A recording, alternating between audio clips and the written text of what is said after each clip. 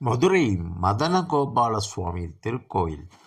மதுரை நகரத்தின் மேலமாசி வீதி தெற்கு மாசி வீதி சந்திப்பில் 1000 வருடங்களுக்கு மேல் பழமையான மதனகோபால சுவாமி கோயில் அமைந்துள்ளது.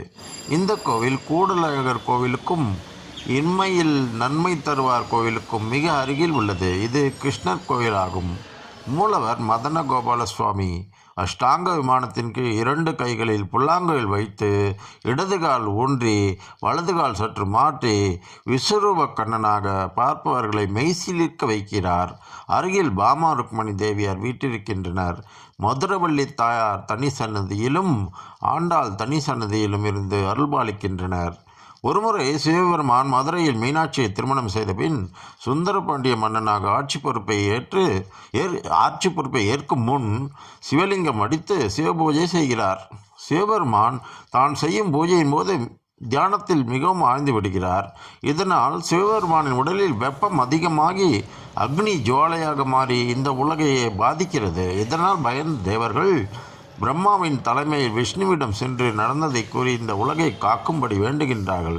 சிவனின் தியானத்தை கலைத்தால் மட்டுமே அவரது உடலில் ஏற்படும் வெப்பம் குறைந்து உலகம் காக்கப்படும் என்பதை அறிந்தார் விஷ்ணு. உடனே தன் புல்லாங்குழலை எடுத்து இசைக்கின்றார்.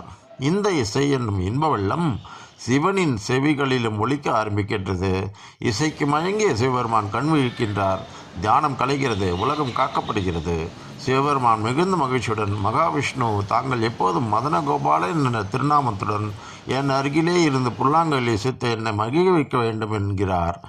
மகாவிஷ்ணுவும் சிவபெருமானின் விருப்பப்படியே மதுரை மேலமாசி வீதியில் உள்ள இம்மையிலும் நன்மை தருவார் என்ற சிவாலயத்திற்கு அருகிலேயே மதனகோபால சுவாமி என்ற கோயிலில் வீட்டிலிருந்து புல்லாங்குழலை இசைத்து சிவபெருமானை மகிழ்வித்து நம்மையும் காத்து அருள் புரிகின்றார். ஆண்டாள் ஸ்ரீரங்கம் செல்லும் முன்பு பெரியாழ்வாருடன் பல்லக்கில் வந்து இங்கு எழுந்தருளியுள்ள மதனகோபாலரை தரிசனம் செய்துள்ளார்கள் என்றும் பின் ஆண்டாள் அரங்கப்பெருமானின் திருமேனியில் ஐக்கியமானார் என்றும் வரலாறு கூறுகின்றது. இசைத்துறையில் மேன்மையடை விரும்புபவர்கள் இங்கு வந்து தரிசனம் செய்வது வழக்கம். இந்த தலத்தில் 60ஆம் கல்யாணம் செய்பவர்களின் சந்ததி சிறப்பு பெறும் என்பது பக்தர்களின் நம்பிக்கை. இங்குள்ள நாகதேவி ஹரிஹர சர்ப்பராஜா என்று அழைக்கப்படுகிறார்.